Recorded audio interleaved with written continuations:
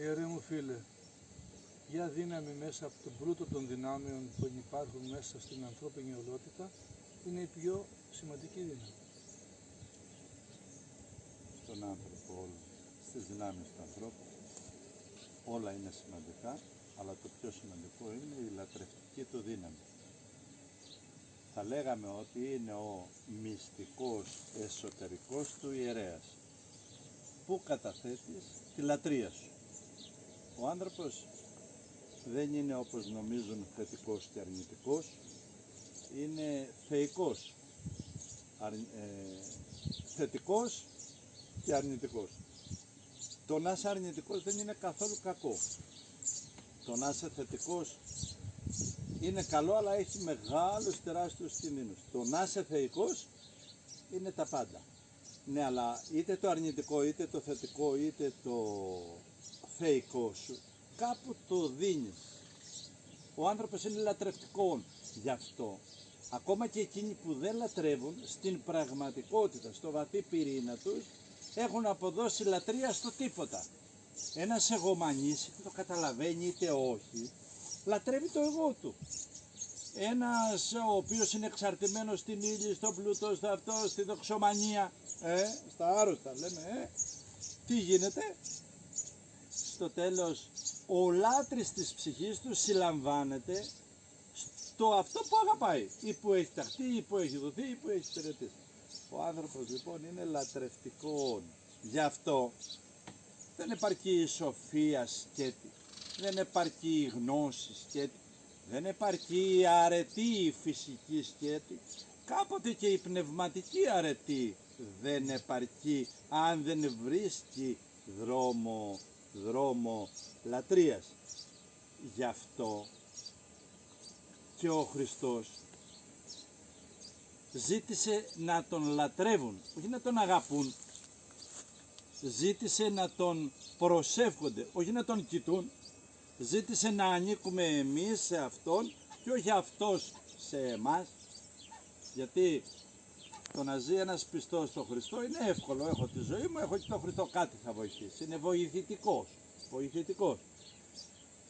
Όταν εγώ λατρεύω τη ζωή μου, το παιδί μου, την οικογένειά μου, το εγώ μου, τις ανάγκες μου, όλο αυτό, είτε το καταλαβαίνω είτε όχι, τον καθιστά δεύτερο. Είναι άλλο ζω τη ζωή μου, έχω και το Χριστό, ζω με το Χριστό, και άλλο ζω εγώ υπαρξιακά για το Χριστό. Το ίδιο όμως συμβαίνει σε όλες τις αγάπες μας.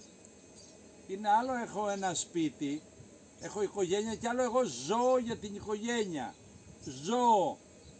Ζω, δεν είναι κακό, ζω γι' αυτό. Ωραία, αλλά δεν είναι Θεός. Ζω για το παιδί μου. Ευλογημένο είναι, υπέρτατο αυτό, αλλά δεν είναι Θεός. Τι να κάνουμε? Άρα η αγάπη μου δεν φτάνει να με σηκώσει στο απάβγασμα του θεϊκού ανθρώπου. Μπορεί να είμαι πολύ θεϊκός, πολύ καλός γονέας, χαρούμενος, ευτυχής, δοτικός. Μπορεί να έχω καλή γνώση, να έχω εμπειρία. Κάποτε δεν μπορεί να έχεις και το αίμα σου, αλλά δεν φτάνει, γιατί όταν δεν βρίσκεις τη λατρευτική σου δόξα, δεν φτάνει.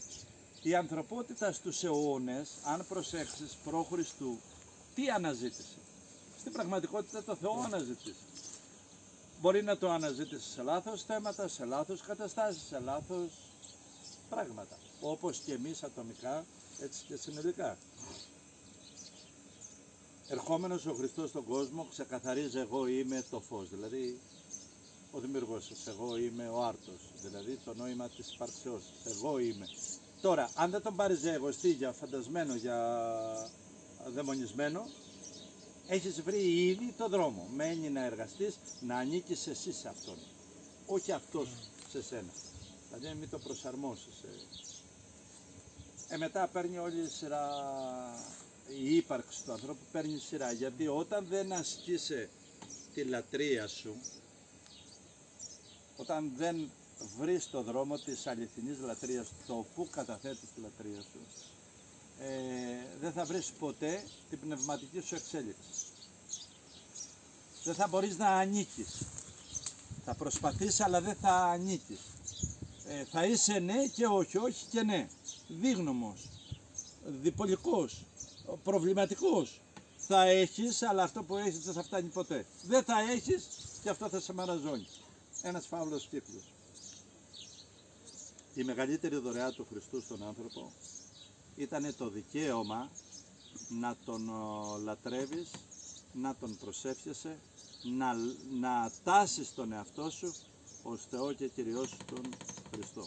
Γι' αυτό είπε, πας ώστε με λατρεύει, πας ώστε με αγαπά, πας ώστε με επικαλείται, πας κτλ.